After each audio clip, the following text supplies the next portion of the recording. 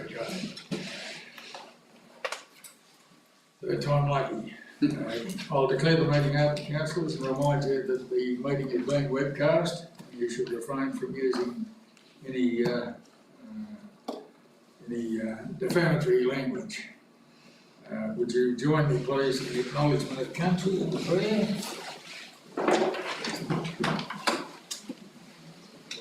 Yass Valley Council recognises the Ngunnawal people, the traditional custodians of land, water and sky. We pay our respect to the elders, past, present and future emerging leaders. We extend our respect to other Aboriginal and Torres Strait Island people who live in the Yass Valley local government area. The prayer. Let us be still and remember the presence of God. As we commence our meeting, let us together pray for guidance and help. Almighty God, we ask your blessing upon this council. Direct and foster our deliberations to the true welfare of Australia and the people of Yass Valley. Thank you, Council.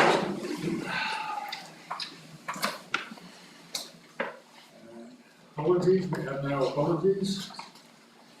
Any declarations of pecuniary interest? Yes, Mr. Councillor Burgess? Mango wind farm. 615. 15. That's right, I received funding from. Thank you, Councillor Burgess. Any other declarations? Councillor Jones. Mr. Mayor. I'd like to declare 6.10 the water quality incident. I note that the test results were submitted by Mrs. Denise Smith, who is a former business associate and now friend. So I'll leave the room. Thank you, Councillor Jones. No further. Sorry, I've got a pecuniary interest to declare in relation to item 10.2, which is the meeting notes of the performance review. I'll be leaving the room. Thank you. So yeah. Okay. Confirmation of minutes. Someone wants to make confirmation of minutes to circulate. Councillor Abbey and Councillor Reid. Through Mr. Mayor, can I just note, I've picked up just a minor need to adjust that the notice of motion 7.2, which was first moved by Jones and Reid, says Butler and Turner, and then the amendment should read Butler and Turner, which it correctly does. So on page, page number on the minutes, sorry. That's actually been fixed up. So the notice of motion is now in there, but it includes Butler Turner still as the mover.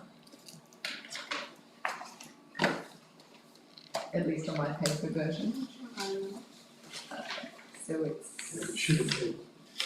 7.2. But basically, you're right. It wasn't Butler Turner, it was yourself. Yeah, And, Jones Reid, and then the amendment is in there as well, because Butler Turner was the amendment. Yeah. It has been updated, but obviously it's not come through on time. Yeah. Okay. Thank you, Councillor Jones. So everyone happy now? I'll put the motion. All those in favour? Those against? Declare the motion carried. Mayoral minute, there is none. Reports to the council, 6.1. Draft plan of management of the non-vacant school areas. Mr. Mayor, Recommendation. Thank you. happy to move that we get this off to Crown Lands, ready for public exhibition. We have a second, Councillor Butler. Moved Councillor Jones, second Councillor Butler. Any discussion? Oh, through Mr. Mayor, I'm just very pleased that this process has started. I note the gazetting will be scooped up soon as part of these measures as well, and a necessary step to ensure that the playground can also proceed on site. Thank you, Councillor Jones. Any further discussion, Councillor Shannon? Yeah, just a question of the Director of Planning and Environment. I think it was noted, I have been enjoying reading the delivery program, and I noticed that on CO 4.1, it talks about the traditional owners and First Nations people, historic and ongoing connection to the country is recognised and supported. And I think what we have here is a statement basically saying that the native title issue has been extinguished. I just wonder if the Ngunnawal people have been contacted about the extinguishment of title on this land, and if not, what plans are afoot to contact the local First Nations people? Through you, Mr Mayor. It's a procedural requirement for the development of plans and management for community land on Crown reserves that we seek written native title advice regarding that the POM complies with the provisions of the Native Title Act. Right. So it may not necessarily involve contacting the local Aboriginal Land Council. So we can approach them regarding the POM, but this is a procedural thing that's required by the guidelines for the preparation of plan and management, and as such we comply with those. Okay, that's fine, but I think if I was thinking about sort of connecting with the First Nations community in Yass Valley, that it might be reasonable to let them know that this has happened, and maybe ask how they felt about it. Thank you. Further questions? Comments? I'll put the motion, all those in favour? Okay, those against, the motion carried. Through you, Mr Mayor, with Councillor permission, Jones. I'd like to block move 6.2, 6.5, which is the two lot subdivision we're running in O'Brien Street, 6.8, which is the Black Spot Grant Program, along with the minutes 9.2, 9.3 and 9.4. 1, 2, 9, 3, and 9, 4. Do we have a second? Yep. Councillor Turner.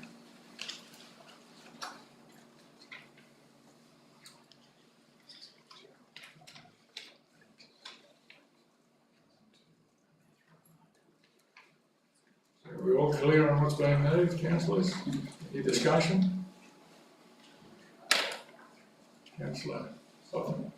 Through Mr Mayor, I wanted to just say for item 6.2, well done to the planning team. I did notice like a lot more went out than what came in last month, and I know they're running on such a small team. And just reading the numbers and reading some of the days that some of those DAs went through, like congratulations and thank you for all that hard work, because that's an impressive effort. And it seems like, you know, there's a lot of traction there. I really enjoy getting the updates on how that's progressing, and yeah, I just wanted to say thank you to the team, because that's a massive effort with a really small team. So thank you. Thank you very much, councillor. Through you, Mr Mayor, I'll pass it on to the team. They'll do a good job. Mr Mayor, would you like us to say those numbers out loud? So 375 lodged, was it, and 276 processed? Is that right? So the total for the 6 months from January to 7 months to July, 375 applications lodged, 276 determined. Month of July, we determined more than we received, and just for the information, council, it's not just development applications, it's a whole range of activities that occur within the development control teams, it's not just DAs. Through you, so did you give an average time to that?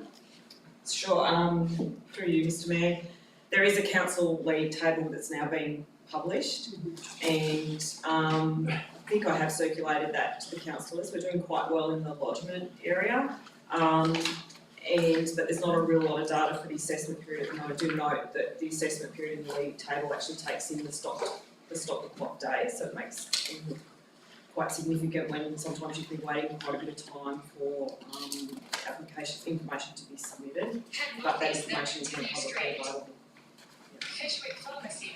Councillor Rath. Yeah, through you, Mr Mayor, could I just ask someone just to repeat those numbers that we've got moving again, so I can make a note now? 6.2, 6.5, 6.8,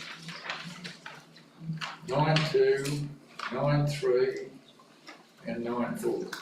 Is that correct, councillor Jones? Thank you. On the money. Councillor Cameron? Just going back to 6.2,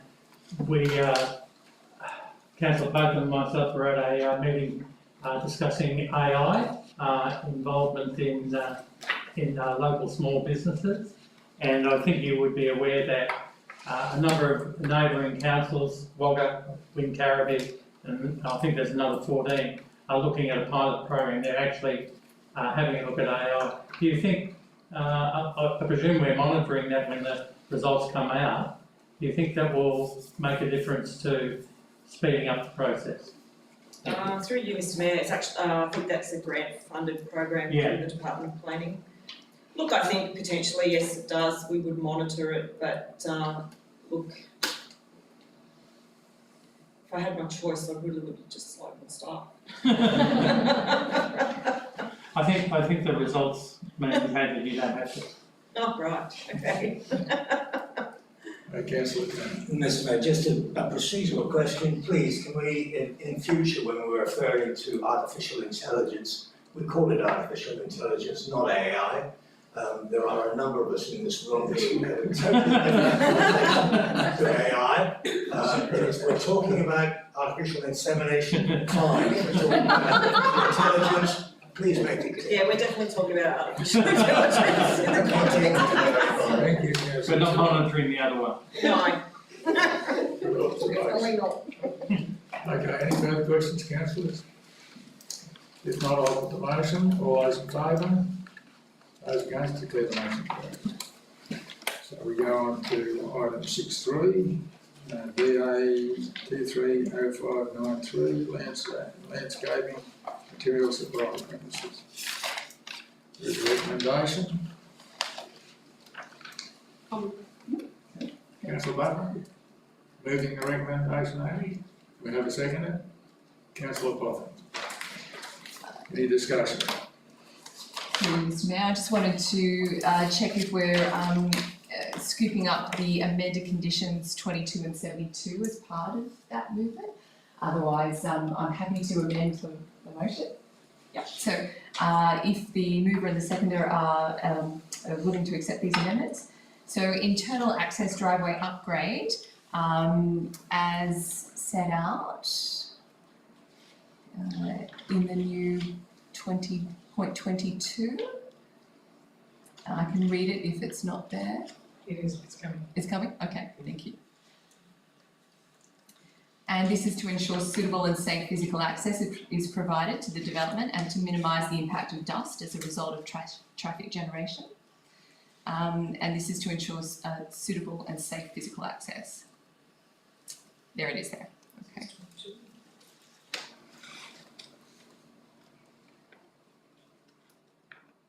I'll just give councillors a moment to read that. Is that the whole, does it start there? No.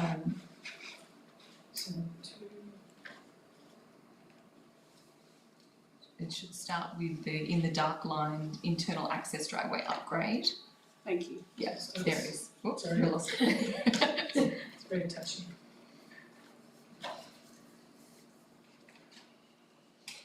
Okay.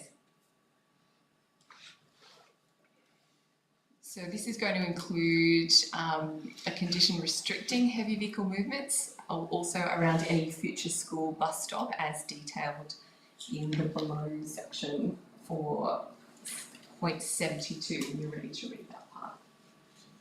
Mr Mayor, I think we're talking about the driveway at the moment. Yeah, sure. The driveways upgrade to existing. So do you want me to speak to it? Sorry, does that assist you? Councillors, so it's consideration of amending condition 22, which is the sealing of the driveway, the internal driveway into the property. As it stands at the moment, condition 22 would require them to bitumen seal the whole of the driveway. However, this alternative condition would be that they would seal parts of the driveway, mostly related to where it comes into contact with the dwelling that's near the boundary. And it's there for council to consider. So at the moment, it's the recommend, as it would stand without this amended, it would be the sealing of the whole driveway, or an alternative is that you only require certain parts of the driveway to be sealed. And the second one, for condition 72, would be an additional condition around managing truck movements if there was a bus stop at that property. And through you, Mr. Mayor, this extra condition, we have a precedent already when we were considering a truck depot at Carrington Road. School bus stops come and go as needed when there's rural families, so it may not always be needed, but I think it's an important condition should it be required, or if there is an existing need within that small section of the road. And it will occur for a 10-minute period before and after the timetabled stop for a school bus in the vicinity of the subject premises driveways on the Mulligans Flat Road. So it may be subject to change based on whether or not there actually is a school bus route at that time, and we're leaving it as the responsibility of the landscaping material supplies business operator to ensure that they remain aware of any changes for the purposes of complying with this condition. And this is to ensure the safety of children at the time of the school bus stop.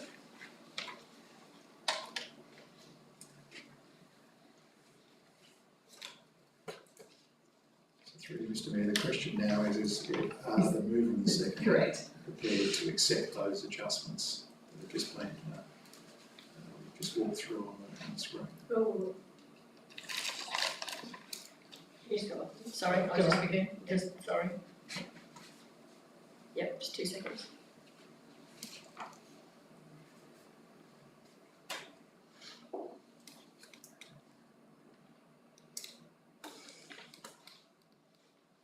Through you, Mr. Mayor, how big is the road in comparison to the numbers we're seeing now? Through you, Mr. Mayor, I measured up about 700 metres in length, and I think, can we just Yeah. So we've got now 100, 250 out of 700. Yeah. So it would be the distance of the first 50 metres from the road, 50 metres before the bend in the access handle, and distance of 150 metres plus the bend in the access handle.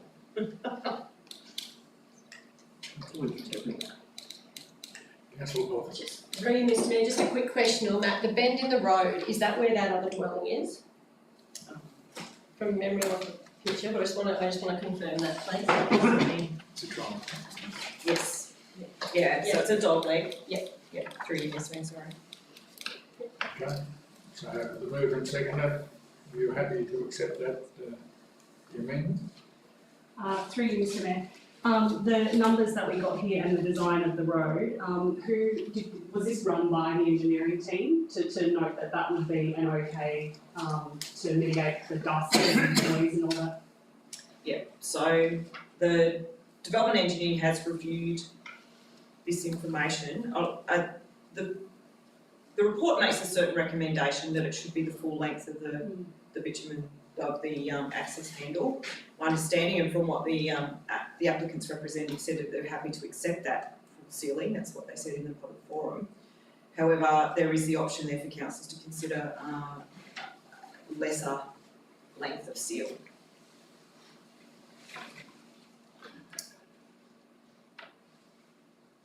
Through you, Mr. Mayor, I would prefer a full length of seal. Yep. Sorry. Oh, through you, Mr. Mayor, I'm happy with the amendment. Sorry, I don't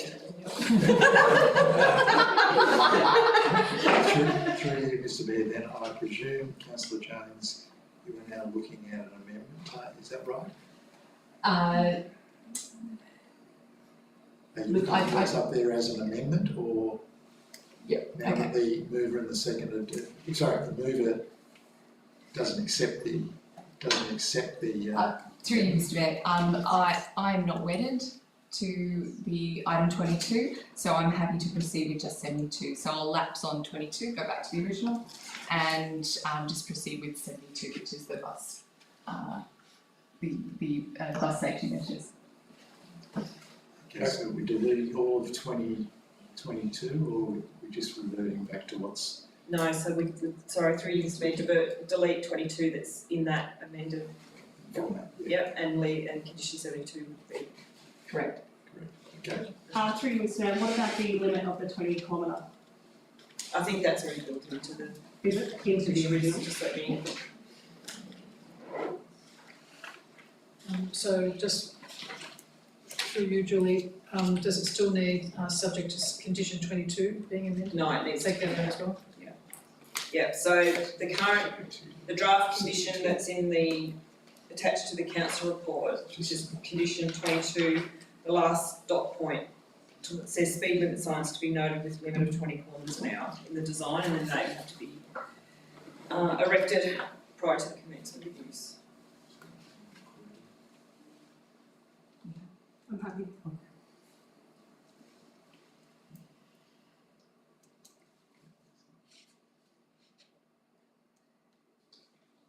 So through Mr Mayor, let's just be clear. The mover and the seconder are now happy with that, that's up on the screen. We got it. Okay, so the condition there is that the conditional consent be issued, subject to condition 72 being included, which is related to heavy vehicle movements in the event of a school bus stop. And part 2 talks about the land not being used as a truck depot.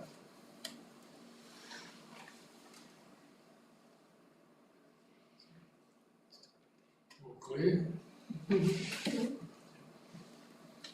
Councillor Cameron. A question for the Director of Planning and Environment.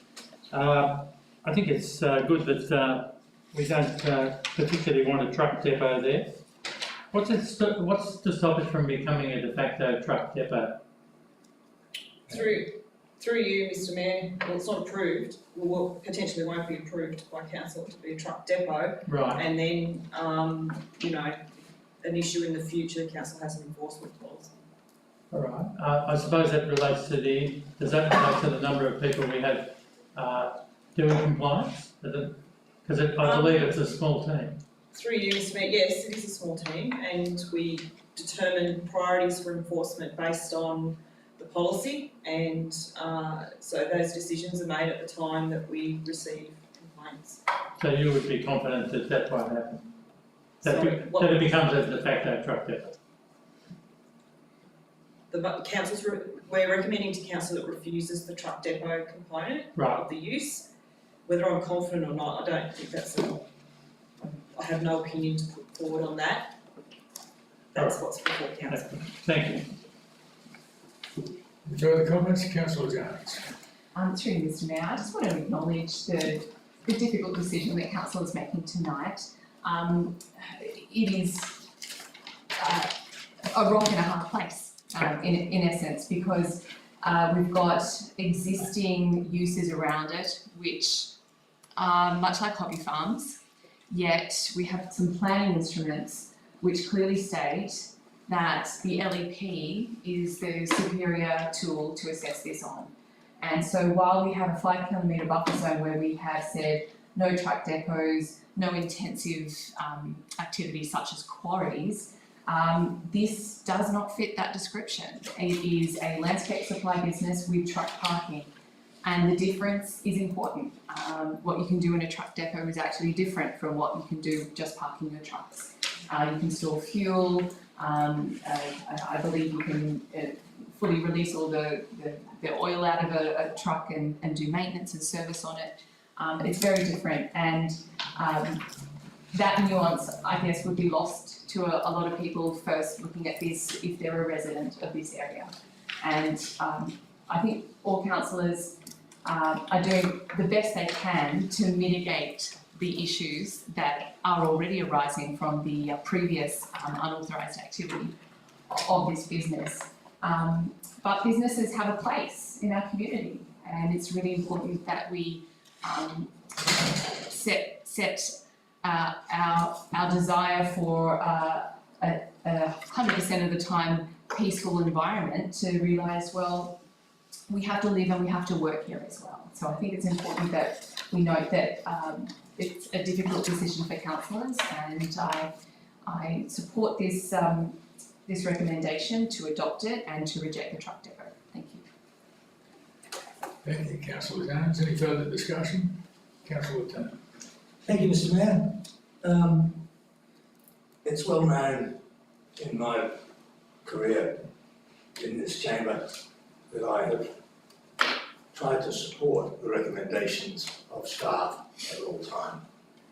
I don't know whether this is because my last meeting in this august group, or whether the directors have deliberately picked up at least 3 different things on the agenda tonight to which I'm going to have to vote against the recommendation. And this is the first of those 3. I'll talk to the others when we get to them. Principally, we set up this buffer zone around the ACT for a very, very good reason.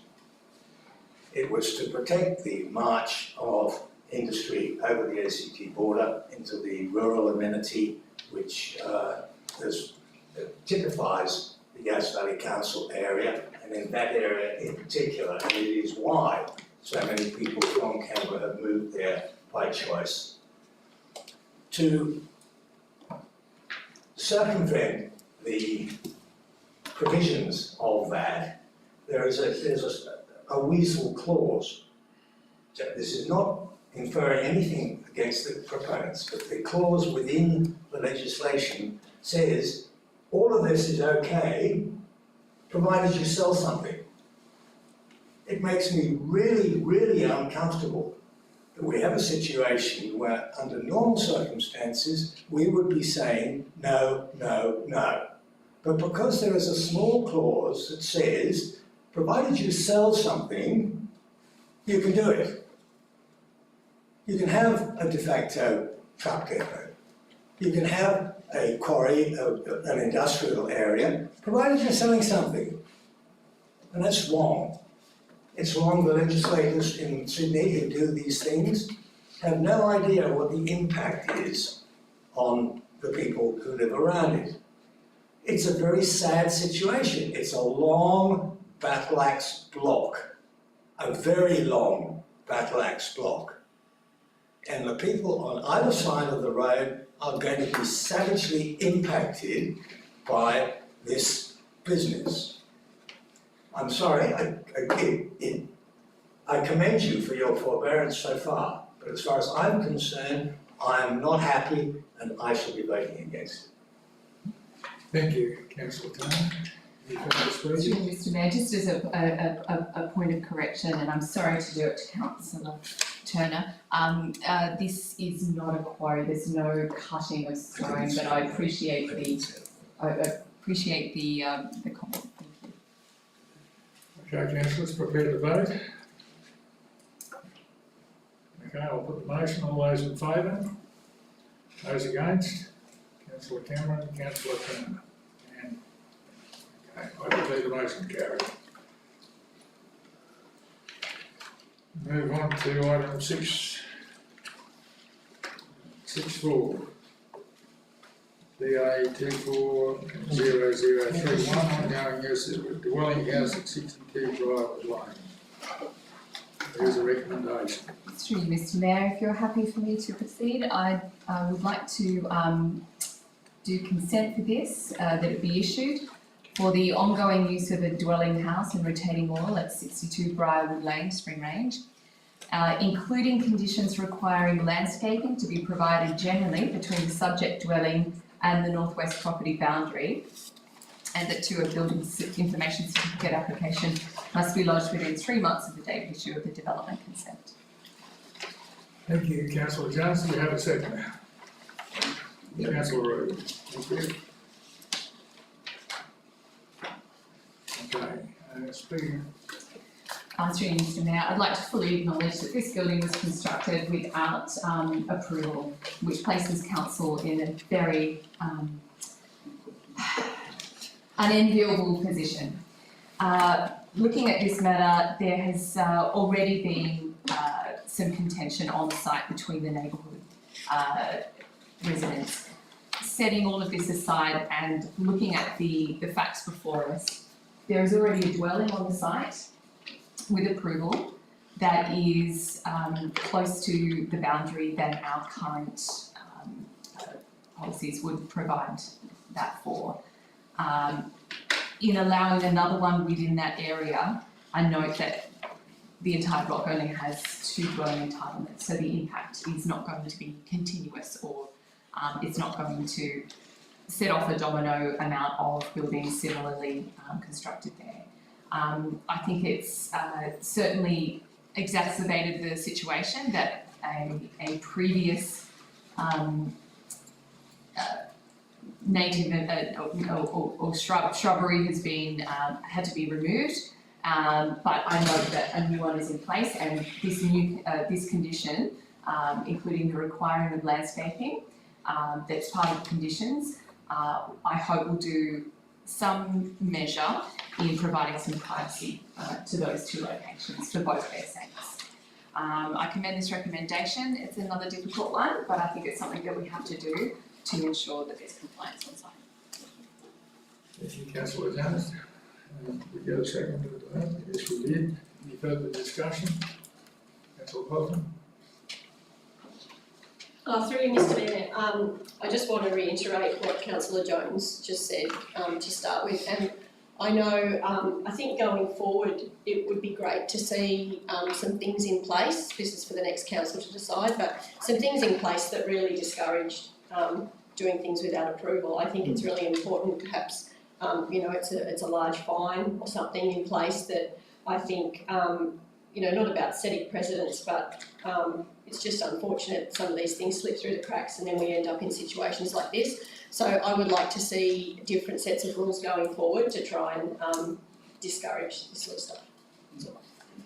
Thank you, councillor. I echo Councillor Cobham's statement, and I think that we are too lenient. This type of thing has come before me as a councillor way too many times, and I acknowledge that the applicants are lovely and they're willing to, work with council, but I would really strongly urge that the council moving forward, that we have a hard line on this and we have a mandatory fine that's imposed, because the applicants are still going to want to work with council anyway because they want their dwelling improved, but there should be a fine involved in it. We're growing as a region, we've got a small team, this is likely going to keep happening, and I don't think we should be setting a precedence on just letting it go.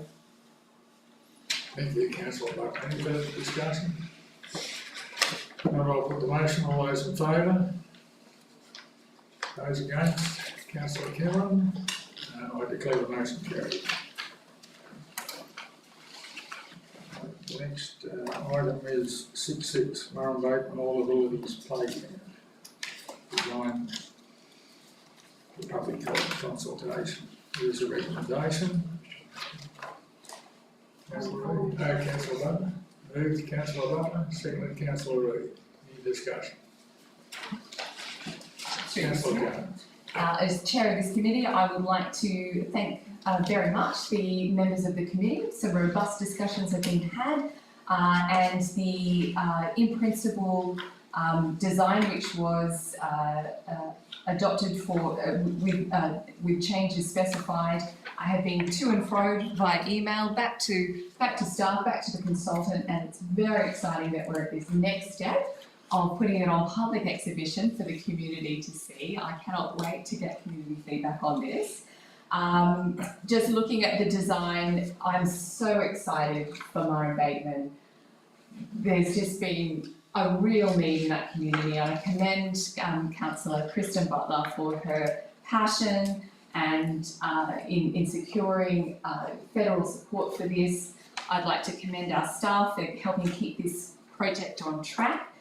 We should be looking at construction starting in March and finalised in November, and swings getting pushed, mouse wheels running around, flying foxes whizzing, just in time for the end of the year school holidays. Very exciting.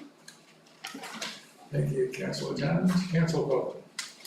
Through you, Mr Mayor, I'd also like to say congratulations to everyone who's got this project this far, because I know when I saw the concept designs, I got really excited. And my kids are grown up now, but I know I've been to a lot of playgrounds in my time, having 3 children, and I just think there's so many different things there, particularly for kids with different abilities and ages as well, which that's a hard one to nut in one playground. And it is hard if you've got older kids and younger kids. And when I looked at that design, I was like, you could take older kids and younger kids here together, and I think they've done a really good job. And I totally commend everyone who's got the project this far. I think there's been a lot of consultation gone on, a lot of chatter, and a lot of people who've put a lot of input into this. And I just wanted to say thank you, because I think this is such an asset for our community going forwards, and I think it's in a great place where everybody can enjoy it, not just locals, but travellers and everybody. So, well done. Thank you, Councillor Hoffman. Any further discussion? Through you, Mr Mayor. I'll close. I was so happy to see this come before us at this August meeting, considering this might be my last meeting here with council. So to see this come full circle has been absolutely brilliant. And I just wanted to say a really big thank you to Councillor Jones for being the chair of this committee. I think you did an absolutely wonderful job listening to everyone, taking into account everybody's ideas and amalgamating it and putting it to staff and getting this all done. So I just can't wait to see this playground happen and be completed at the end of next year. Thank you. Thanks, Councillor Hoffman. Okay, prepare to vote, councillors. I'll put the motion. All those in favour? Those against? Declare the motion carried.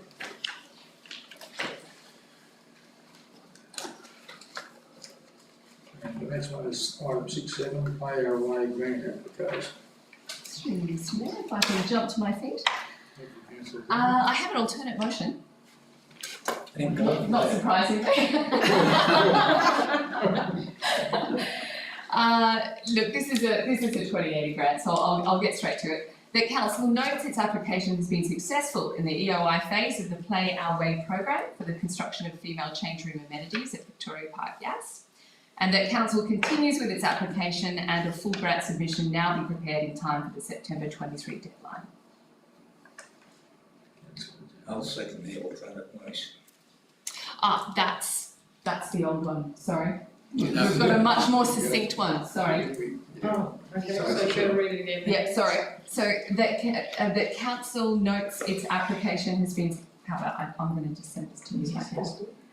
Sorry. Email on, so The council notes its application has been successful in the EOI phase of the Play Our Way program for the construction of female change room amenities at Victoria Park, and that council continues with its application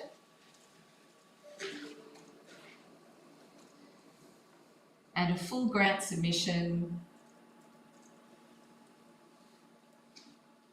now be prepared in time for the Sept 23 deadline. Do we have a second? Yes.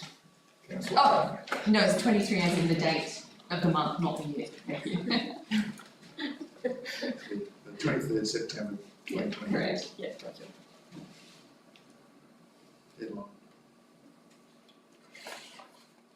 Okay. Mr Mayor, I think it's a much better version than your first one, Councillor Jones. Thank you. Because I think you would be caught by the caretaker mode arrangements otherwise. I argue the point, but I don't want to do that dance.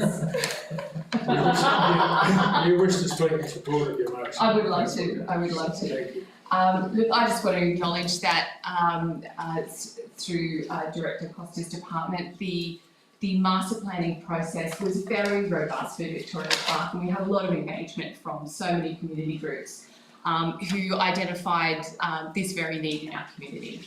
And so I just want to acknowledge them before we say anything more about this, that without that community input, I can't stand here tonight and say, hand on heart, this is something that we should do. But with that community input, it's very easy as a councillor to say, we will pursue this, and it's a very competitive grants process. We may not win, but by golly, 20% payment for a project that's just under $1 million, this is worth looking into.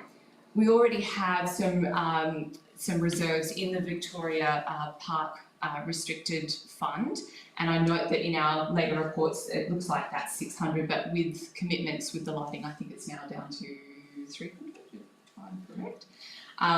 So there is a little bit there. We also have the opportunity to look at potentially developer contributions, but that's a bridge to cross with the new council. We're not committing this council to that. We're committing it to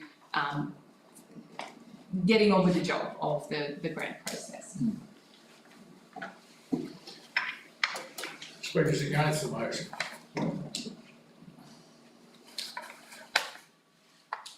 Any further speakers for the motion? Councillor Turner. I thank Councillor Jones for saving me from speaking against. Because this of course, was number 2, without fail. Having spent most of my life in the front row of the scrum, I have a great affinity with Victoria Park. And what's the risk? The risk is we don't get it.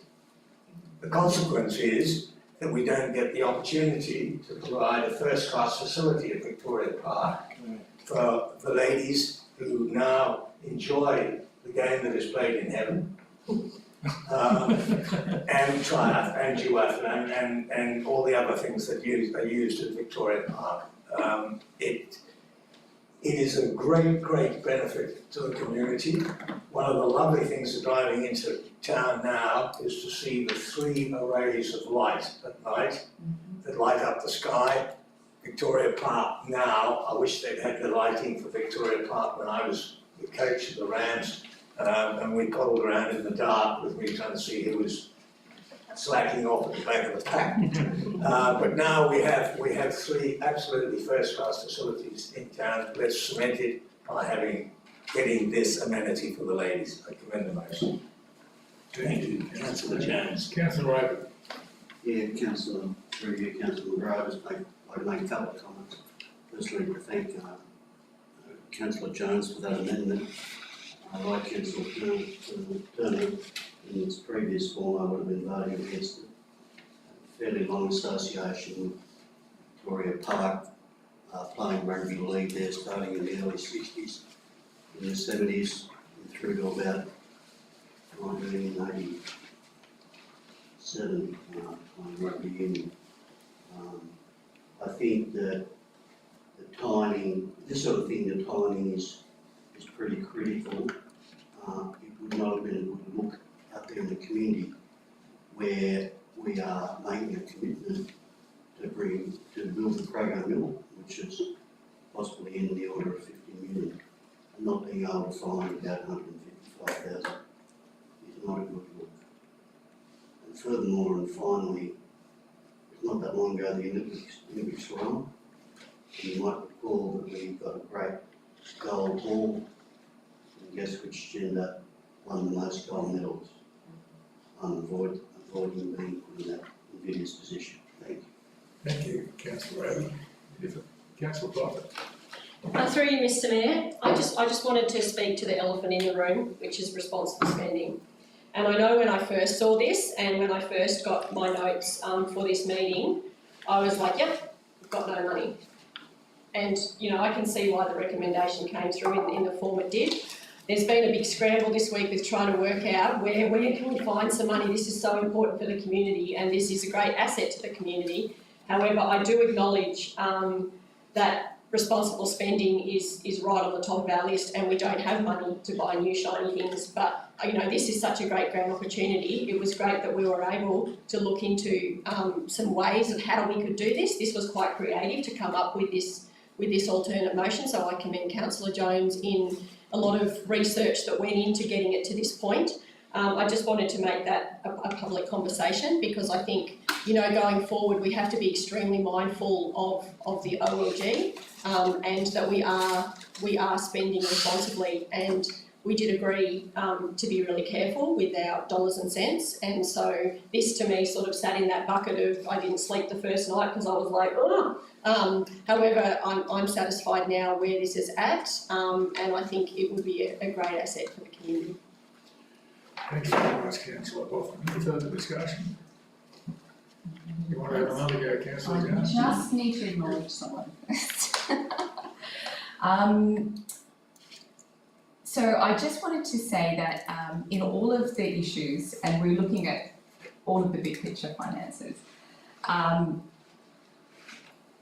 we have to look at what is the cost of not just the shed, but looking after the shed, as it were, or you've got to be able to maintain it. And today, as I rapid fired off a lot of questions to our Director of Planning and Environment and to our Chief Executive Officer, Chris Berry, and That's why the rest of us couldn't go. But could I just say they all picked up the bat phone, even reluctantly. I said, is this a good time? Well, no, can I talk to you anyway?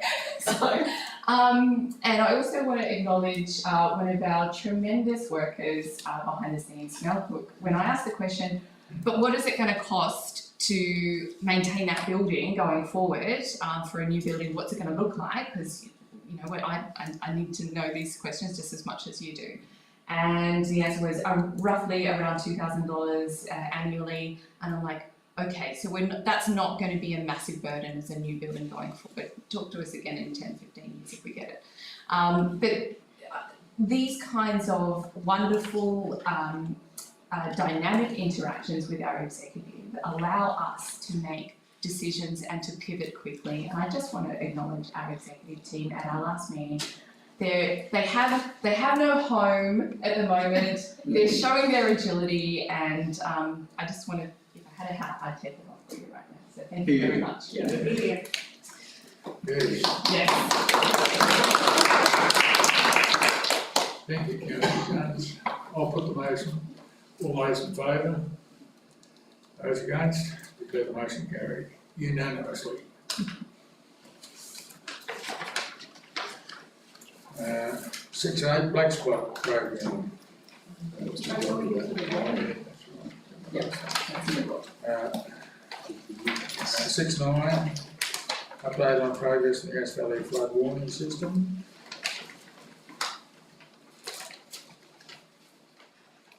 There's a recommendation. Moving the recommendation, councillor Through you, Fox. Mr. Mayor, I wanted to add an amendment, Yes.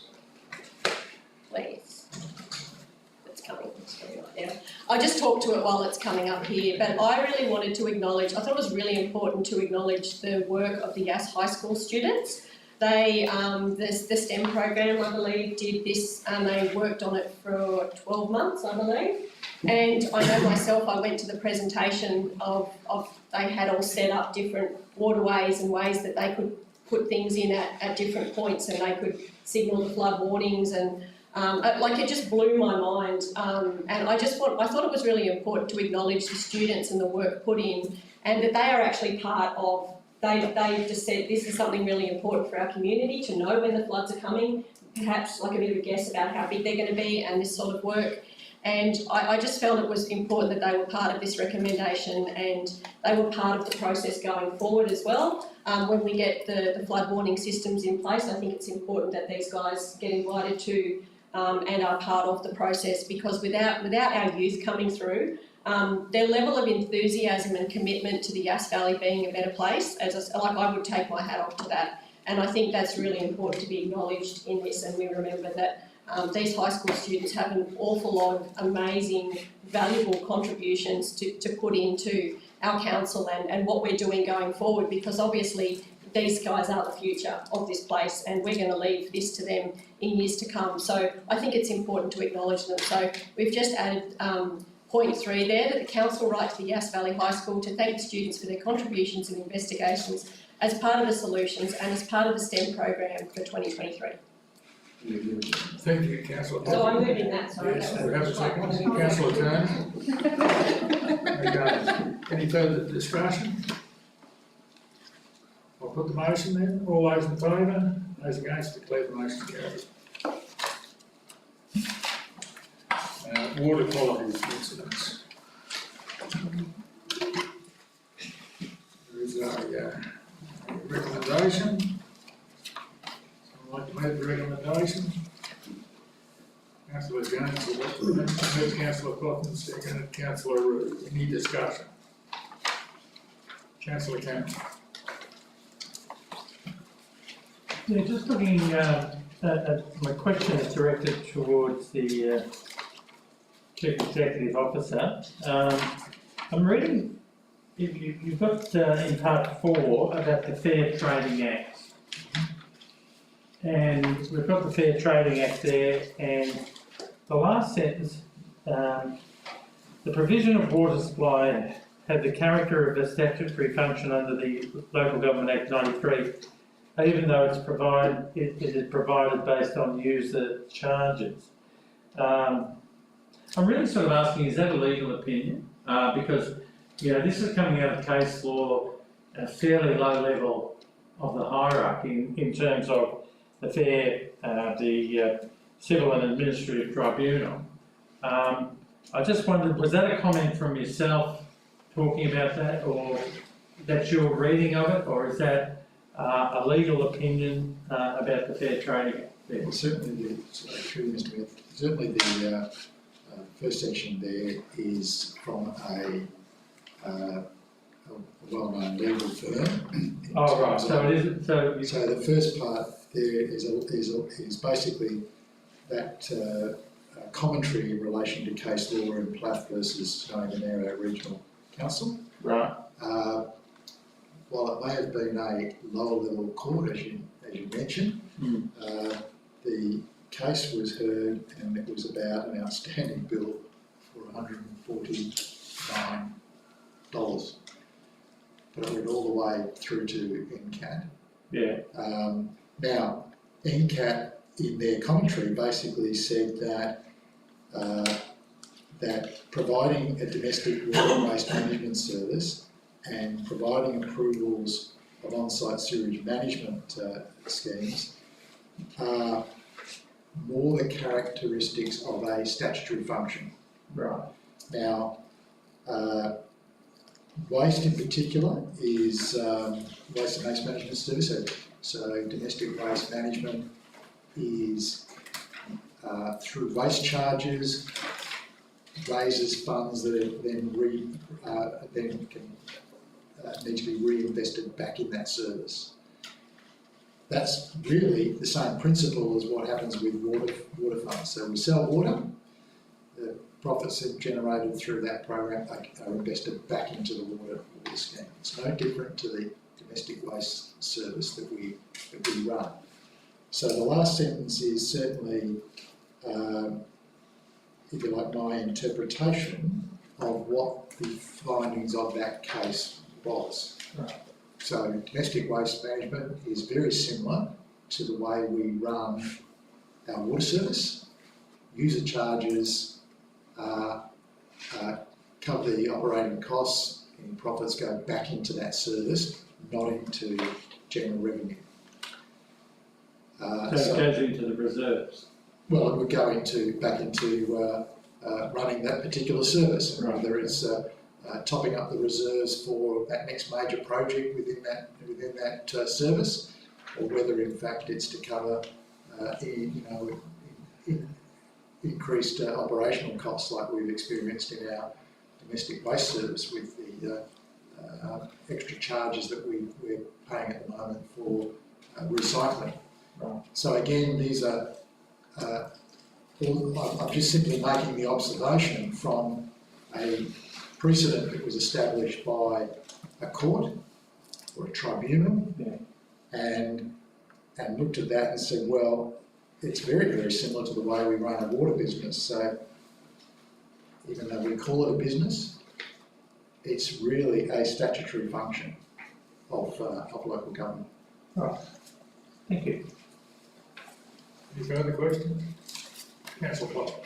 Through you, Mr. Mayor, not a question, but while we're talking about this topic, I just wanted to highlight the advice on the website, which basically says if you've got some discoloured water, run the taps for a couple of minutes till it comes clean, and if it doesn't come clean, contact the council. They're available 24/7, and they come and flush the main, which I think is just important that the more people know that, the better, because obviously sometimes water sits around in taps and stuff happens, and I think it's really important to understand that sometimes if you flush it, it will clear it, and if it doesn't, that's when you ring the council. And I actually didn't know they were available 24/7, so that was good to sort of reiterate that. So I just wanted to highlight that. Thank you, councillor. And 99.99 times when the mains are flushed, the water then runs clear, so.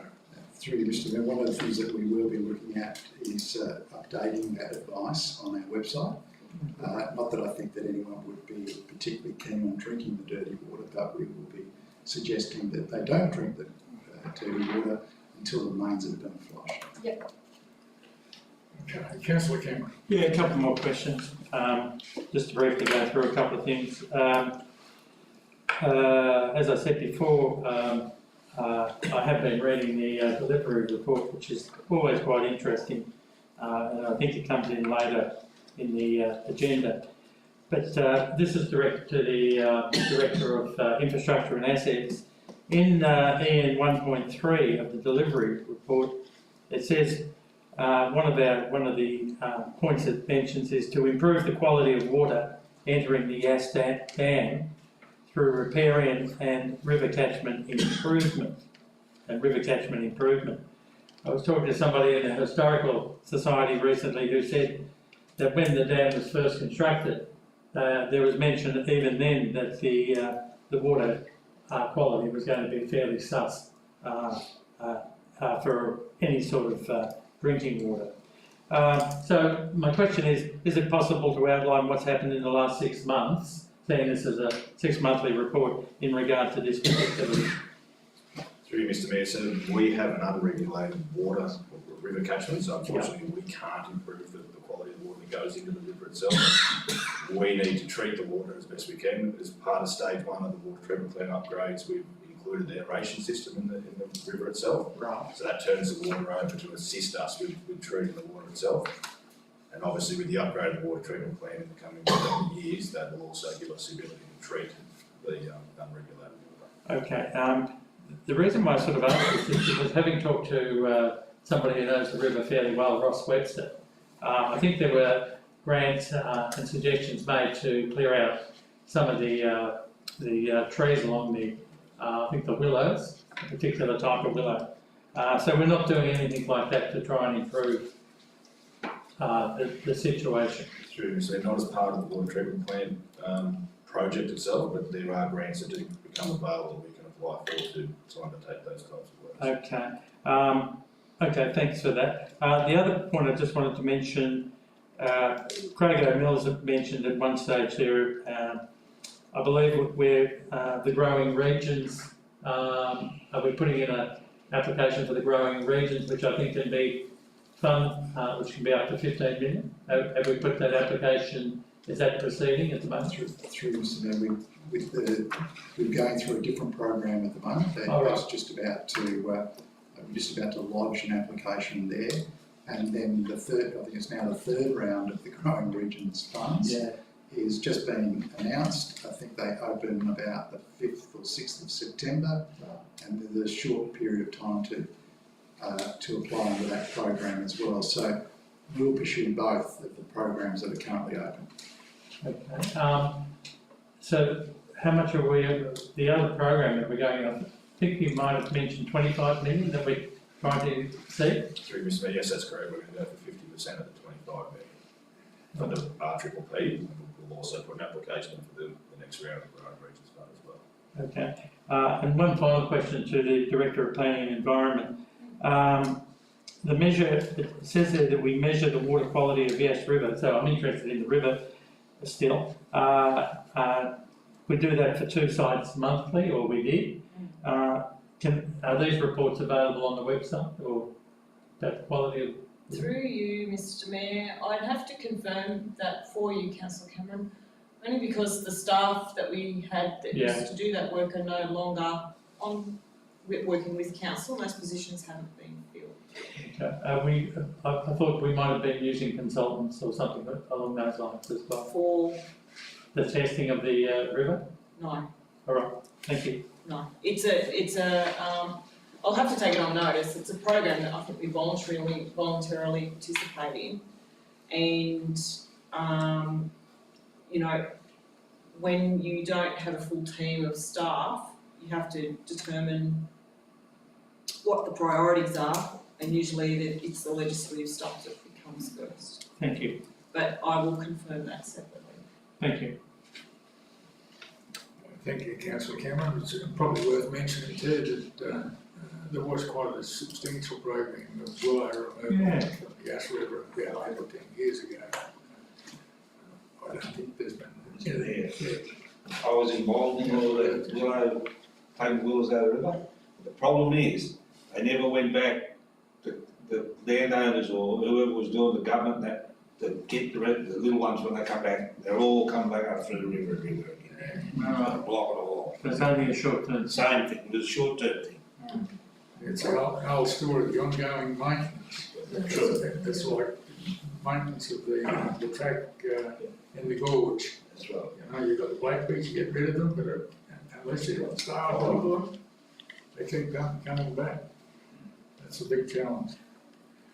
Okay, I'll put the motion, all those in favour? Those against? Declare the motion carried. Oh, yes.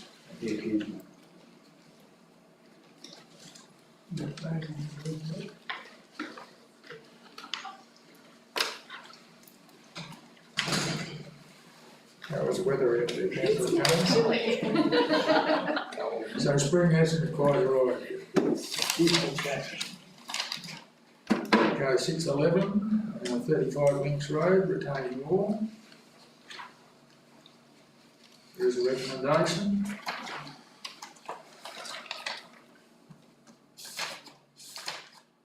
Would like to move the recommendation?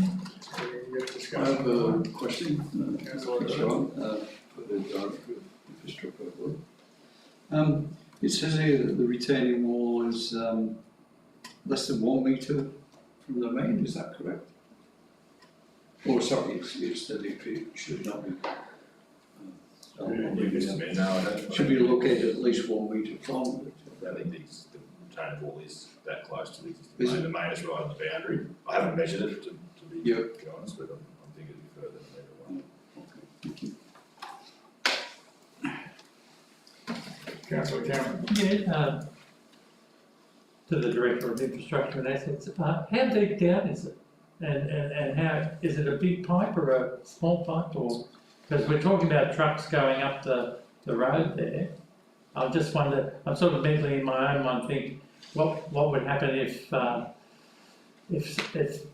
through the fault of the council, that by putting a truck up there that's too big, that the pipe was actually damaged and caused a problem to 35 Links Road or even further down the road to Councillor Turner's new house. Sorry, just thought I'd point to it. Through you, Mr Mayor, the depth of water mains are usually around 700 mil, so 800 mil deep. Right. I can't confirm the exact size, it'd be a 150 or a 250 mil main, so it'd be a decent sized main. All right. Okay. Through Mr. Mayor, I think we need to move a recommendation. So I am going to move the recommendation as it stands in the business paper. Thank you, Councillor Jones. We have a second. Councillor Bob. Okay, now we'll have some discussion if there's any. Through Mr. Mayor, I think we have a series of unfortunate events. The question is, should the water ratepayers be the ones to mitigate the costs that have been incurred? And I've strived to find a way for that to happen, and it's not possible. Looking at here, that there was no mention in the order that the purpose of the retaining wall was related to the size of the vehicles using the laneway. I think that's important to note. So no instruction was given to the owners to build to a specific standard in order to mitigate the truck uses. So from the report that we have before us, the retaining wall was required to protect council assets, as it would if it was anywhere else in the Shire. So I'm really struggling to see a way that we can put the burden of that cost onto the water users to make a refund for this project. In having said that, I think there's a lot of things that could have been done better in the past in terms of the mapping and the location and the subdivision, placing these properties, you know, so close to a water main. Should that have happened? Probably not. Is that council's current responsibility? No, and I think there's a reason why. The people who owned this lot previously did not do this construction. Perhaps they were aware, and it's really unfortunate that current owners of 35 Leeds Road are left to deal with this situation. I wish that there was a way to turn back the clock for them and request that their engineer have a conversation with council staff as to what standard, because it sounds like what was originally planned may have been acceptable, having spoken with our staff about should there be a greater requirement to build on account of the infrastructure underneath. And this is not the case. It's not in the order that this is being built for our trucks to go up. So I really feel for the applicants of this request, but I just don't think it's possible to burden our ratepayers with the cost of this. Thank you. Which vote is against the motion? Councillor Kern. Thank you, Mr. Mayor.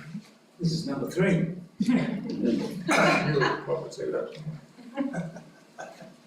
You missed out on two. And I thank Councillor Cameron for alerting to the fact that I maybe should have declare an interest, because I'm a resident on Mix Road.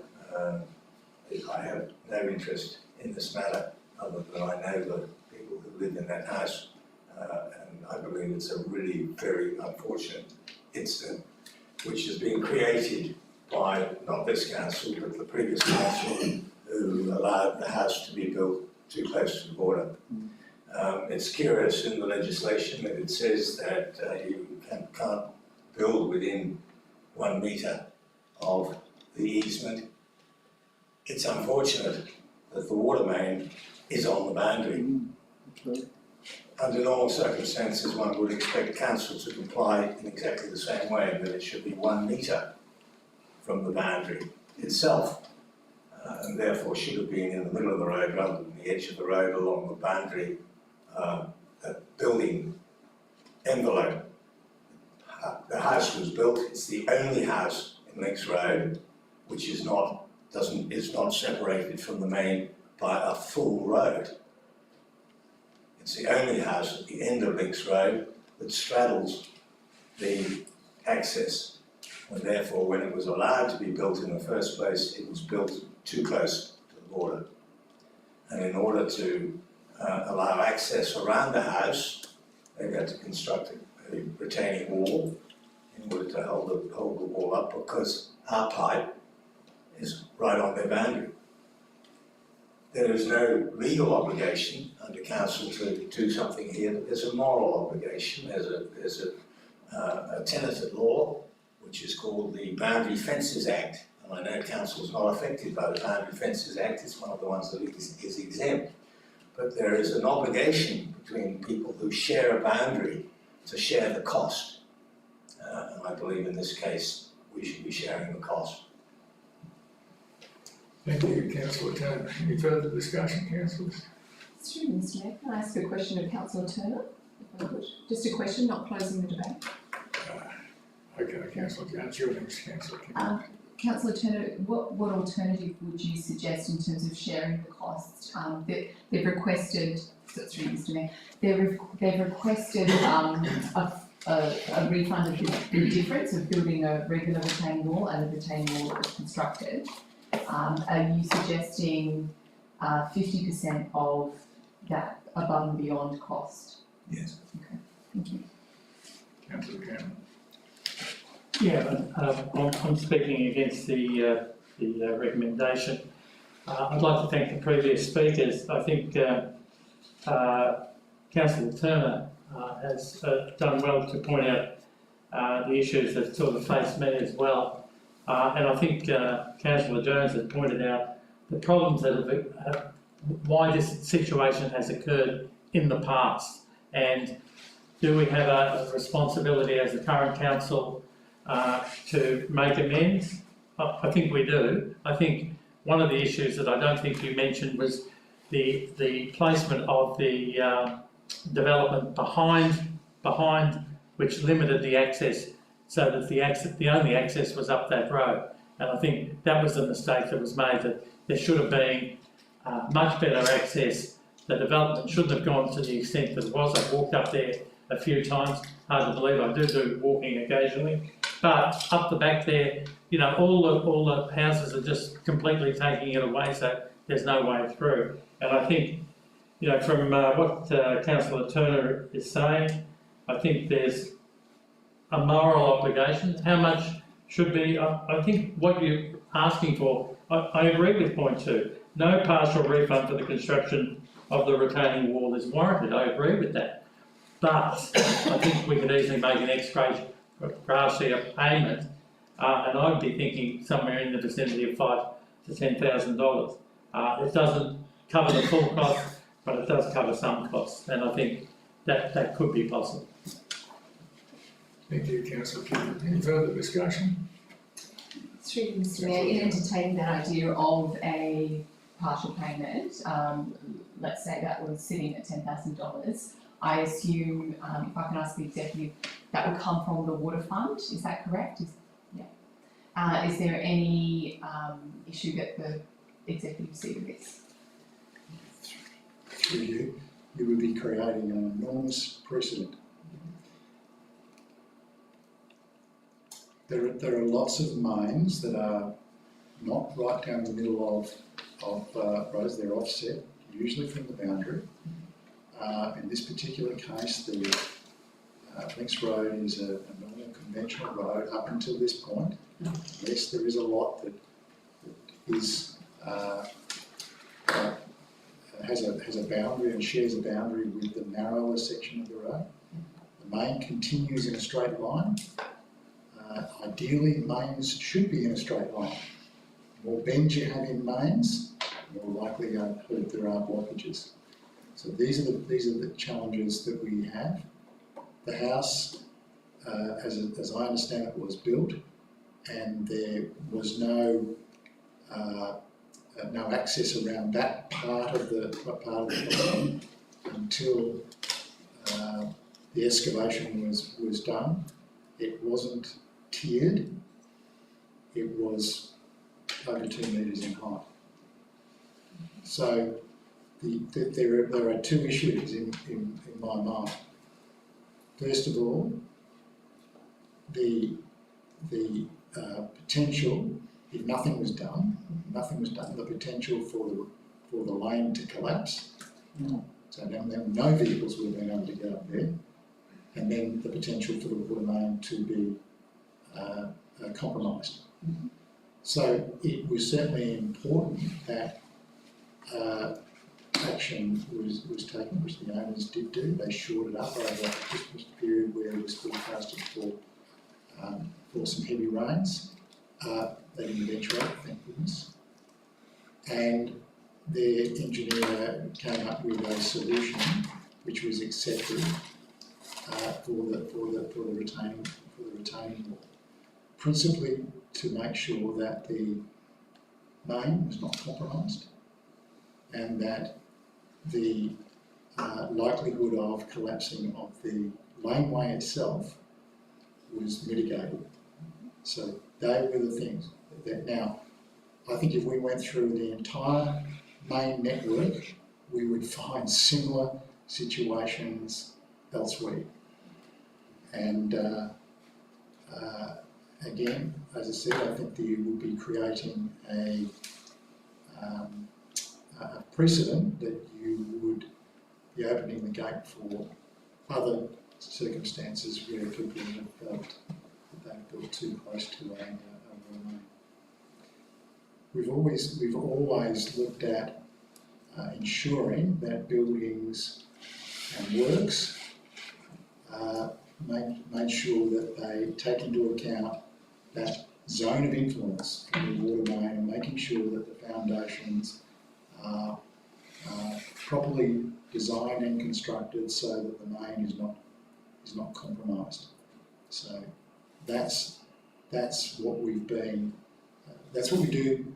If it was a house and if it wasn't a laneway, it was another block of land, we'd be expecting the same thing for that house to ensure that wherever they sited the house, they wouldn't be compromising the main. Councillor Reid. Yeah, I'm not quite certain who to address this question to. Was the original wall subject to a DA? In other words, did they have to put in a DA? Did they put in a DA? Did we approve it? Through Mr. Mayor, no, a DA wasn't applied for. That's why we issued an order. It didn't meet the requirements the work was based on the excavation work that was done. As I said, it was about 2 metres. There's a photo in some of the documentation showing one of the staff members on tippy toes trying to look over the amount that was excavated. So the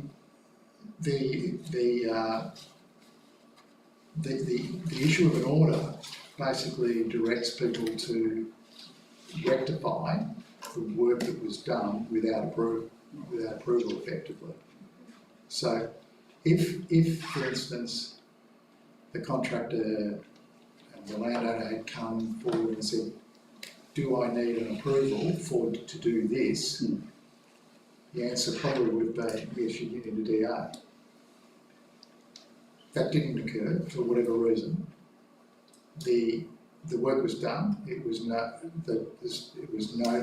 And the best solution was to issue the order, which speeds up the process in terms of rectifying the situation that's occurred. And again, remember at the time there was some urgency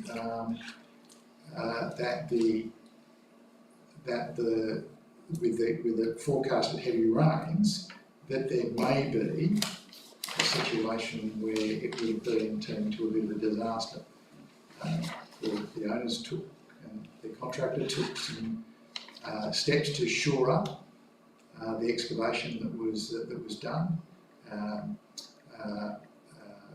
prevent access to that area, which was all good. Fortunately, the rain didn't happen, and then we proceeded to the next stage, which was to get a design that met the appropriate standards to protect the main and to protect the laneway from collapse.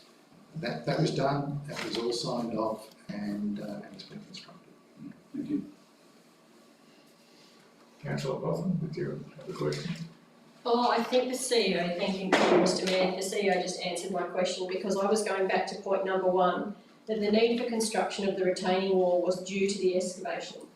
I think you just spoke to that to start with. And I also just wanted to confirm, possibly with our Director of Infrastructure, that from my mind, when I looked at the photos, the water main is, while it's on the boundary, the trucks aren't driving over it, am I correct? Because I had a look where the tyres are, so they're not actually, nobody's actually driving over it, it's just sitting there inside, is that correct? Through Mr. Mayor, the tyre tracks are offset from the water main itself, directly over top. Okay. All done. It's really hard not to have empathy with the owner of the property, but there's nothing, of course, stopping any councillor from putting in a notice of motion at subsequent council, Councillor Cameron, along the lines you've suggested, but that's for the future. It's an unfortunate situation for all involved. I'll put the motion. All those in favour? Those against? Councillor Cameron, Councillor Turner. I declare the motion carried. 6.12, the investment report. Recommendation. So, Councillor Reid, Councillor Jones, thank you.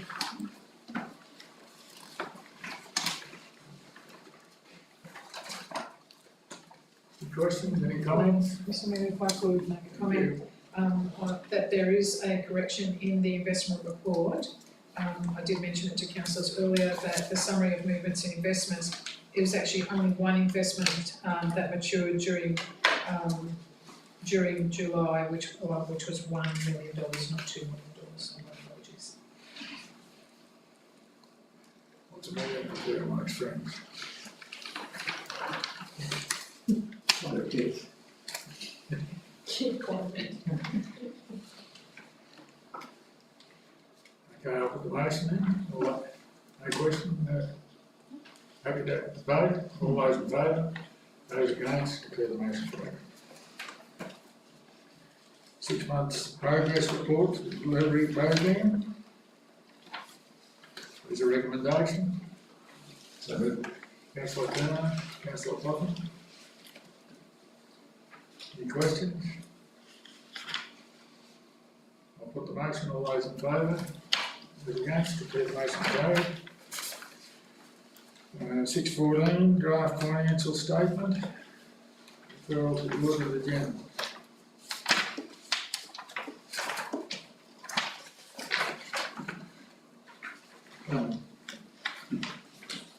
Councillor Cameron? Yeah, just a minute.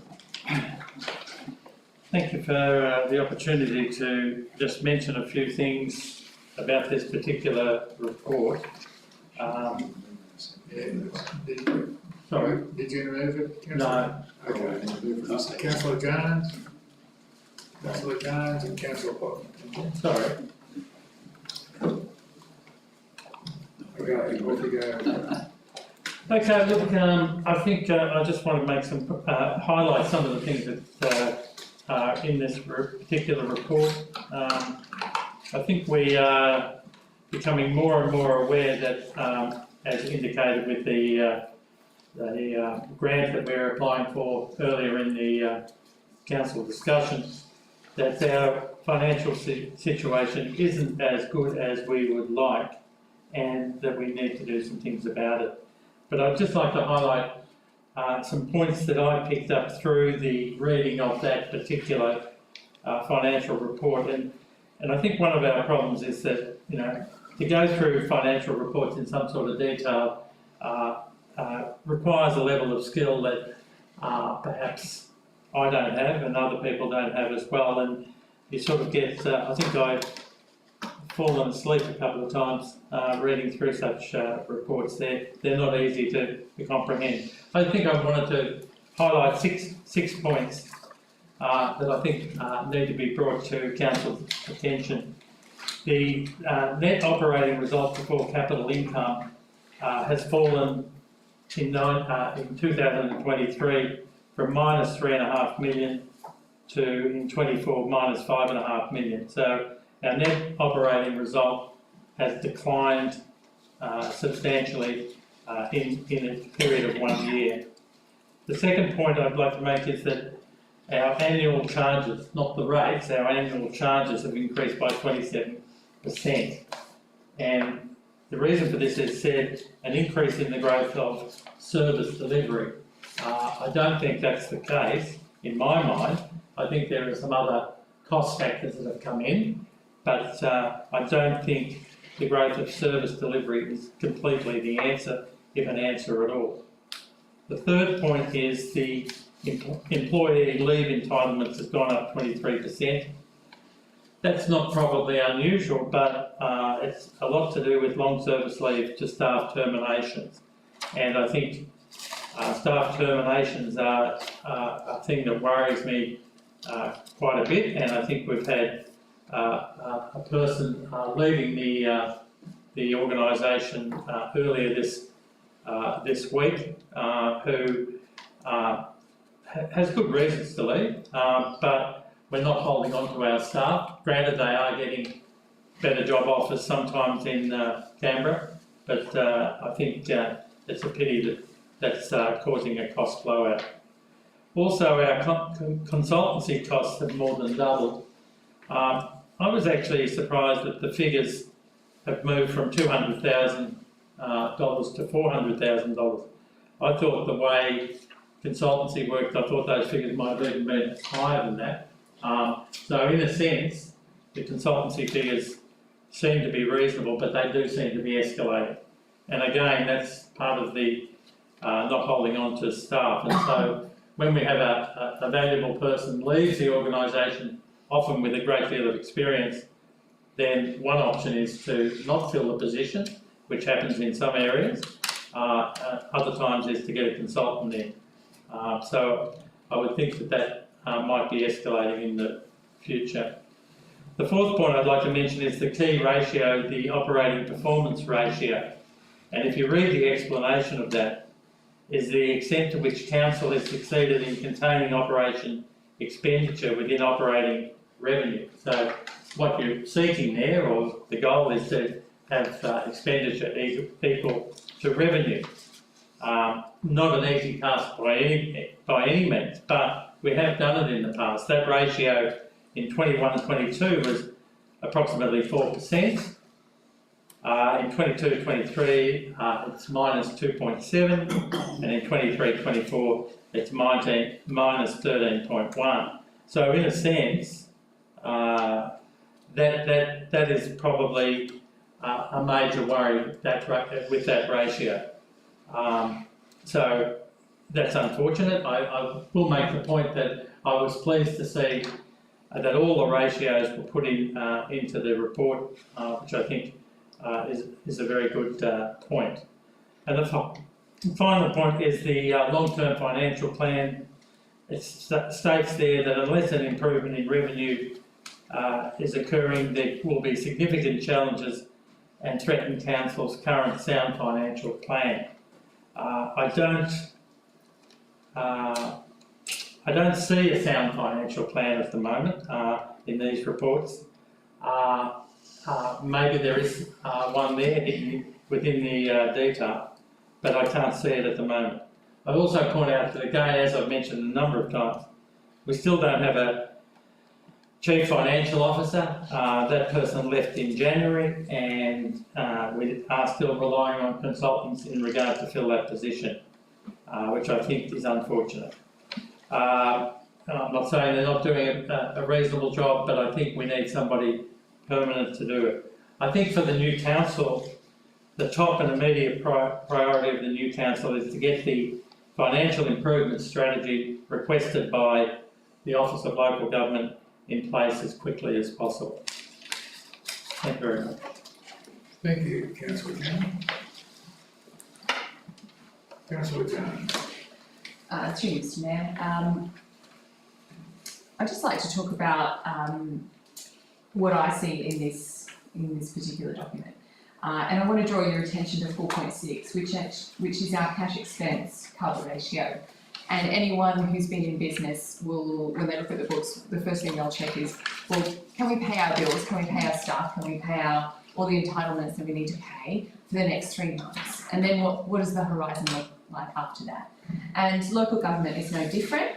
And I want to note that we are 4 times over the OLG benchmark of 3 months. So for the 13.74 months, we're good to go. And I think it's really important that we note this today, because there's been a lot of the sky is falling, chicken little, scaremongering in the community about where we're at. And I think it's important to note that we're an audited organisation. These reports come in quarterly to us. We've heard from our chair earlier tonight, and there are many measures in place to make sure that the red flags go up when a red flag is needed. I want to acknowledge that our team are working on those financial improvement strategies, and I think the level of concern going into this business paper, when we were looking at potentially a variation to that, showed that we are all on high alert and very aware of the advice from the Office of Local Government, which is don't go for anything that's not 100% grant funded. And it's good advice. One of the things that I noted first coming onto council as a new councillor is all the exciting grant programs that you could apply for. But we kept coming back to, but actually, do we really need that? Is that in our community strategic plan? Or are we just going for that grant for the sake of it because it's there? And I think that really honed in on us today when it was something that was actually in one of our master plans, and that pushed us all to do what we needed to do. But I want to acknowledge the work that staff is doing, and also echo Councillor Cameron's request that while we are getting good advice from our consultants in terms of the financial advice, and I know that they've been working extraordinarily well in terms of integrating that with meetings with staff, I think having a chief financial officer in the room, I know I valued it very highly when we had one, and I think it's certainly a priority for the incoming council to organise that. Thank you. Thank you, Councillor Zane. That's true, Mr. Mayor. That's my job. We will be looking to go back to the market. Okay. Certainly, the last experience wasn't a good experience, and I think we've got to be very careful about making sure we've got a person who's a good fit for the organisation and competent. Certainly, the person we had previously didn't meet that benchmark as far as I was concerned. So we did put arrangements in place. That's why we've got the consultants there holding our hand at the present time and taking us through the process, and they've been very good at doing that to get to the point of where we're at. We're meeting all our targets this year in terms of producing our financial statements with the help of those consultants. But yes, there is a point in time, and we told you this before, that we will be going back to the market to see if we can actually secure a person to look over the financials of the organisation. How successful we'll be, we will have to just wait and see what the process brings forward, or the market brings forward. Look, it would be great if we could get somebody, but we need to have the right person with the right experience, the right knowledge, and a good fit for the organisation, and not like the last person. Councillor Bob. Thank you, through you, Mr. Mayor. I just wanted to acknowledge the rising cost of life and the incredible job that I think everybody's doing, because I know myself, I'm a business owner, and you know things are going to go up a little bit, but I know as a local business owner, my costs have gone through the roof. Everything I buy, wages, materials, goods, fuel, everything is a lot more than sort of what was predicted. So I think where things have gone is not really something anybody really predicted. And even going through these notes, I mean, to me, rising costs are everywhere. Consultancy costs, contractor costs. I know our wages reflect that because we're using that more than staff. But insurance premium cost up by 471k. Vehicle and plant running costs increased by 427k. Other materials and services up by, nearly 1400k. And it's like all of these things have really impacted not just us, but everybody out there. And I know other councils are in very similar positions to us. And I really appreciate, for one, at least having access to this stuff and to be able to ask questions. Even the meeting we did with the OLG, I think all of this stuff helps bring it together. And I think having a little bit of information and throwing it out there in the community is quite dangerous, because I know for me, there's a lot of information to take on board to really feel confident of how this is going to have to change in the future. And I know how things used to happen is not how we can continue to go forward. And I know that in my own business as well. It's not just you guys, the council runs on a much bigger scale than what my little coffee shop runs. But I know for myself, even I've had to make really big changes. So this is not just about, the word mismanagement has come across the bow a couple of times in social media. And it would be really hard. Like I'm even juggling and changing direction left, right and centre to run my own little business. So even how we go forward as the council goes forward with much bigger expenditure and that sort of stuff, I just wanted to highlight that the current climate out there, it's hard to live. It's hard to pay rates, it's hard to buy fuel, it's hard to buy food. And I know myself, even when I used to go to Woolworths, I could go and get dinner for a few nights and stuff for my family. And now that price has at least doubled. And I go in there and I buy a bit of cornflakes and a thing of milk, and I come out there and I've spent $150. And I'm like, I bought breakfast. Seriously.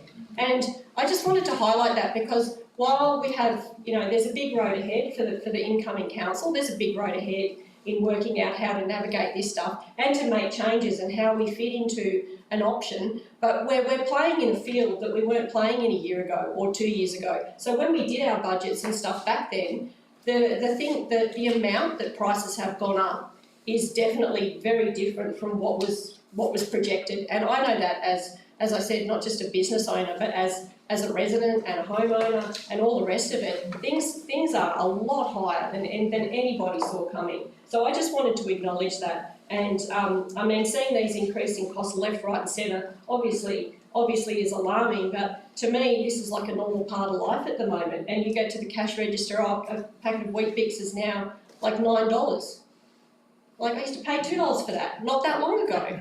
So I just wanted to, I know this has got nothing to do with cornflakes, but I just wanted to highlight that and to say that, I don't know, these budgets and things that come together, I take my hat off to people working in those fields because, wow, for me, budgeting my small business is a task. So to do this with the amount of staff we have, the amount of infrastructure we look after, the amount of things involved in all sorts of things that run this, to me, this is a massive machine. And I look forward to seeing what happens, whether I'm here or not in the next council. But I know things are going to have to change, and I see there's a hard road ahead. So I take my hat off to anybody who's involved in driving this council through the next 4 years. And I just really hope that things don't continue the way they're going. I hope somewhere along the lines of government, things actually settle down and costs come back to something that's reasonable and affordable for our residents and our communities. Thank you, Councillor Hawthorne. I'll put the motion in. All those in favour? Those against? Declare the motion carried. Councillor Burgess has got an interest in this one. 615 Bango Wind Farm Community Enhancement. So moved the recommendation. Thank you, Councillor Abbey. Do we have a second? Councillor Abbey, Councillor Hawthorne. Any discussion? Yes, please. Thank you, Councillor Abbey. Through you, Mr Mayor, I'd just like to refer this to the Director of Corporate and Community. We were in upon an email this week. She did foreshadow the fact that Councillor Abbey at this council meeting may speak on a particular matter that was brought up by one of the other members of the committee. So the situation was I missed the committee meeting, unfortunately, but I did respond to some emails from Lynette, keeping in the picture. I just thought I'd put on the public record what I said in the email responding to the Director of Corporate Community. But when I look at the header now, I realise that two of the other committee members weren't in that header box, so to them I do apologise. But for the public record and time immemorial, and I'm reading verbatim, what I said was, with respect to the grant applications for all this funding, it's as follows. Hi Lynette.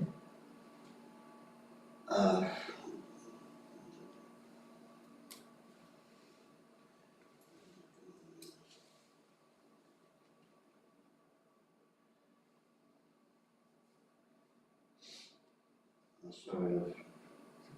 We're blowing the technology, Councillor Abbey. And anyway, that was a previous one why I missed the meeting. So this should be further down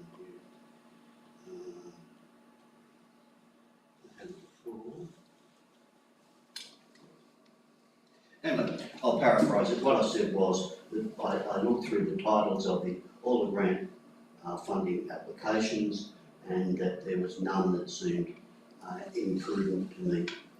Full stop. Well, thank you, Councillor Abbey. Yeah, Mr. Mayor. So I have distributed to the councillors amendment to the distribution at the committee following a discussion with Squadron Energy. And the 4 amendments were that the the Bowning Public School water station will be funded in total at $7,000.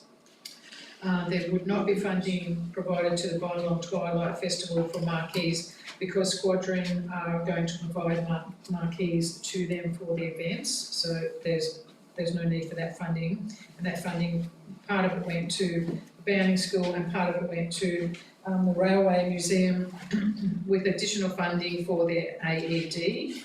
And as well, there was funding originally recommended by the committee to the Yass Rotary Club for the Rotary Club Lookout of $2,000. That was actually removed, and Squadron representative will contact Rotary to see how they can participate in a greater capacity for that project, rather than just give a bits and pieces contribution. So the contribution amounts still to the total of the funding from the Bangor Wind Farm Enhancement Fund, which is this $57,960.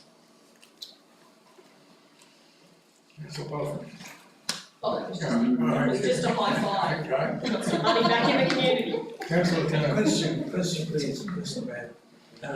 Through you to the director. Is it made abundantly clear to the applicants that Squadron have a preference to funding the whole of projects rather than part projects? No, through you, Mr. Mayor, it's not outlined in particular in the applications, and that is something that the committee talked about, and that we will be, when the new committee forms after the elections, we will actually clarify that criteria better.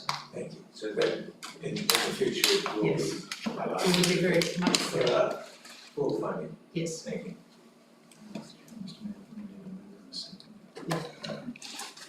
No, we did that. Yeah. Councillor Odie and Councillor Botham. Okay, happy to vote, councillors? I'll put the motion, all those in favour? Those against, declare the motion carried. Okay, so that's the next one.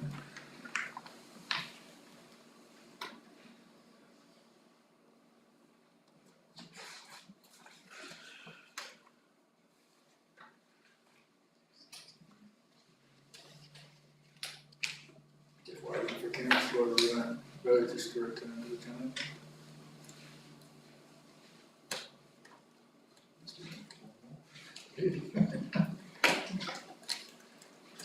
Okay, item 6.16, caretaker restrictions. There is a recommendation. Someone like to move the recommendation? Councillor Jones, Councillor Turner.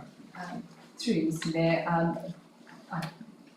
if it's appropriate, if we can just include the deputy, so the outgoing mayor and deputy be authorised to continue, because September is going to be a very busy month, as you no doubt do a couple of things, campaign and do your duties, and we also have the Celtic Festival, which I'm sure they'll be in need of some ceremonial assistance at some point.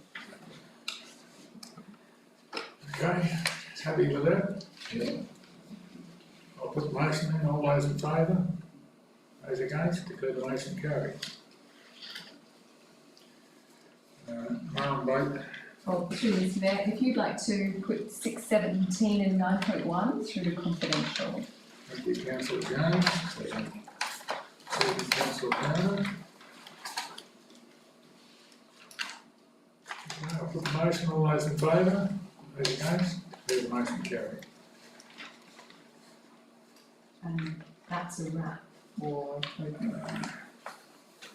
There was a motion, no questions were made. So that was 6.17 and 9.1, is that right? Correct. Yeah.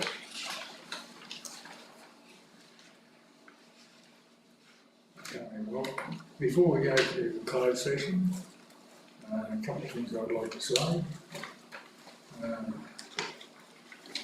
We are going through straight financial circumstances, but I think we are on top of them.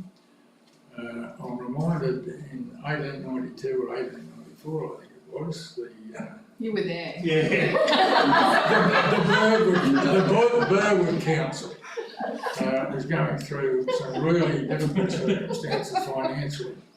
And there was an election, and the town clerk was praying on his knees that the mayor wouldn't get re-elected because he had plans to really cut the programs to the nth degree.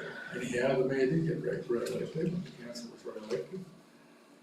And the mayor had informed the town clerk that he was going to reduce his salary by the amount of £25 per year.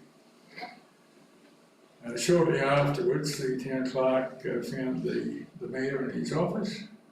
He shot the mayor and killed him, set fire to all the council records, and then shot himself. So, This is not recommended. just a warning shot over the bow.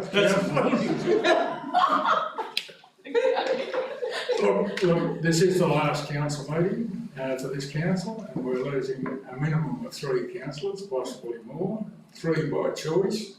I'd like to acknowledge their contribution, Councillor Stand up, Cameron in particular, stand up. Councillor Abbey and Councillor Reid for your splendid contribution. In Councillor Turner's case, I think you've had, how many terms, Councillor Turner? 3 terms. And Councillor Reid, 2. And Councillor Abbey, you're down the bottom of the list. But look, thanks very much, councillors, for your contribution to the community and for the community. It's not an easy task. And I wish you all well in the future. And councillors, I've had those of you that are standing again, you well and truly deserve to be re-elected. I hope that you are, and as I hope that I'm re-elected too. It's not an easy task, and thank you, by the way, for giving me the honour of serving as your mayor for the last 2 years and 10 months or whatever it is. You've given me some sleepless nights, I can tell you. I don't expose too much of it, but I found it particularly trying during the period of the rain events that we had. People were far from understanding. It was a challenging period for all of us. But fortunately, I had the support and backing of an excellent management executive team, and I want to thank the directors and the general manager for their contribution over the term of this office, and wish them well for the future. I think they're probably as good a management team as any council is likely to get, and I think this council probably is as good as any I've ever served. And I've been tied up with a few over the years. We have our differences, but we resolve them, and we'll work well together. So thanks very much. Congratulations, all the best.